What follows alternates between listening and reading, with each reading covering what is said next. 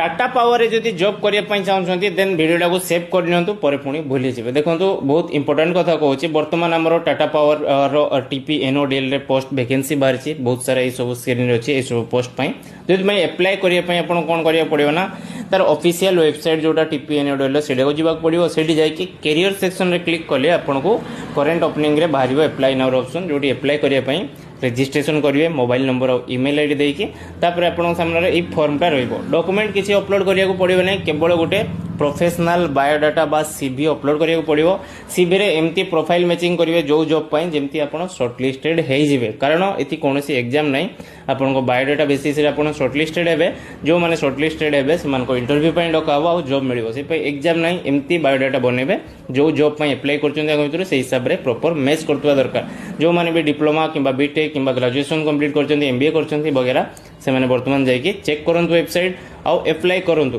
ता सहित जदि आपण अन्य को सर्कल अछंती टीपी एनओडीएल व्यतीत तेबे भी आपण एटी अप्लाई करि परिबे किंबा निज ऑफिशियल वेबसाइट निज एरिया रो ऑफिशियल वेबसाइट रो टिके चेक कर देबे रिसेंटली प्राय तो सब आडे बाहरिया को जाउची आ सब एमती इन्फॉर्मेटिव जॉब रिलेटेड वीडियो पाई फॉलो करिया जमार भूलिएनी। जय जगन्नाथ।